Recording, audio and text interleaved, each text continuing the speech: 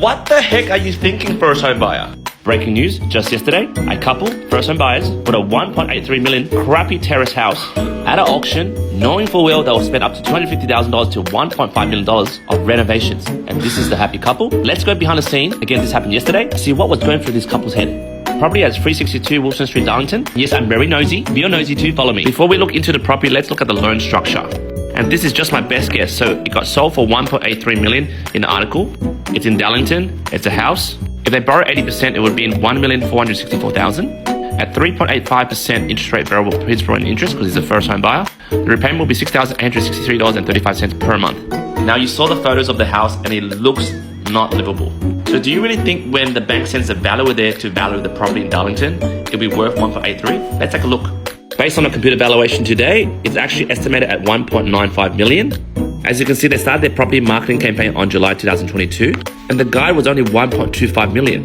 And this is a floor plan of the house, and I'm assuming it's a terrace. 3 bedrooms on the top floor and 1 bedroom on the ground floor. And these are the recently sold properties. See, Newtown 2.1, 1.8, and 1.9. So from here, you get to see why they would buy something for 1.8, because it's 4 bedrooms and in Darlington. So let's take a look into the property. Oh, god damn. Oh, I feel sorry for your renovation costs. Oh man. Oh damn, look at that.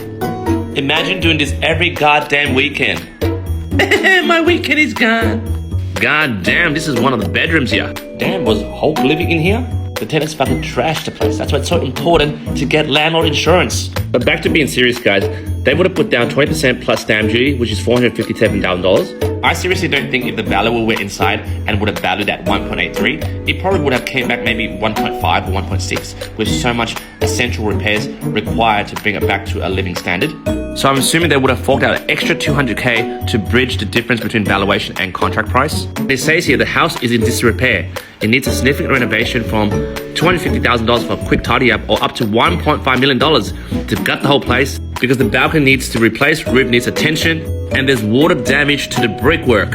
They need another minimum $500,000 for repairs. The overall cost that they would have put down to buy this property is an extra $1.157 million. Now guys, I don't know how rich these guys are or what type of income they're on.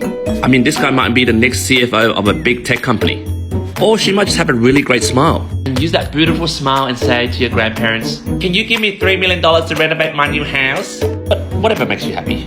I mean, old mate here, the owner, must be really happy, because I'm going to the Bahamas, baby. What do you think? You think it's a good buy? Love to read your comments.